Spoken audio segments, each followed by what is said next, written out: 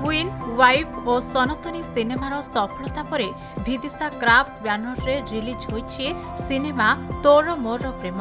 प्रयोजक विजय कांडोई प्रयोजित यह सिनेमा देखा मिलिबो रोमांटिक लव रोमांस सह भरपूर कमेडी। यह सिनेमार निर्देशन रही निजे अभिनेता तुषार सिंह। यह सिनेमा अभिनेता तुषार और अभिनेत्री पूर्णदया भिन्न केमिस्ट्री देखिए दर्शक। मोर एक कैरेक्टर अच्छी जैस्मिन तार ना आउ बहुत ही चुलबुली फन लविंग बहुत ही माने ता माँ पाई से एक्चुअली ता माँ पाई तार जीवन तो केमिति कौन से प्रेम रे पड़ुछि आउ तापरे कौन करूछि एई ऊपर नहीं ही पूरा फुल मूवी। आपण मते पचले आपण को कैरेक्टर करूछंती तो मु कहिबी जदी हीरोइन बट मो हिसाब रे फिल्म रो प्रत्येक भी कैरेक्टर हीरो हीरोइन तो मु मो निज को हीरोइन कहबा के सुनते चाहूंगी। नमस्कार, जय जगन्नाथ। मु तुषार तोर मोर प्रेम हमर फिल्म आज रिलीज हेछि। मु से फिल्म रे डायरेक्शन देछि आ एज अ लीड भी सेथरे मु करू छी। केमते रहला एक्सपीरियंस डायरेक्शन सहित गोटे नायक होला लीड कैरेक्टर रे माने एक्सपीरियंस तो माने बहुत ही भलो थिला। माने ऑल दो विदिशा क्राफ्ट प्रोडक्शन से तो काम करिवाटा ही गोटे बहुत बड़ा एक्सपीरियंस। माने बहुत भलो एक्सपीरियंस थिला आ बहुत ही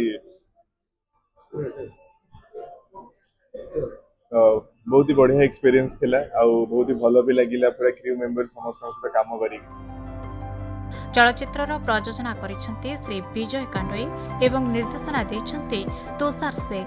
फिल्म मोट 4टी गीत बेस श्रुतिमधुर और मेलोडियस रहितबा बेले कंठदान करिसेंती ह्यूमान सागर, अंतरा चक्रवर्ती, शंकर शेखर और विश्वजित महापात्र। चलचित्रर मुख्य नायक भूमिका निजे तुषार सिंह रहितबा बेले नायिका पुण्यता पाणिग्राही और मनस्विनी पति रहिसेंती एवं अन्य भूमिका स्मृतिरंजन रथ, नीतू मिश्र, दिलीप दास, मधुस्मिता महांती, दिव्यांशी पंडा, गोपाल शर्मा अभिनय करिसेंती।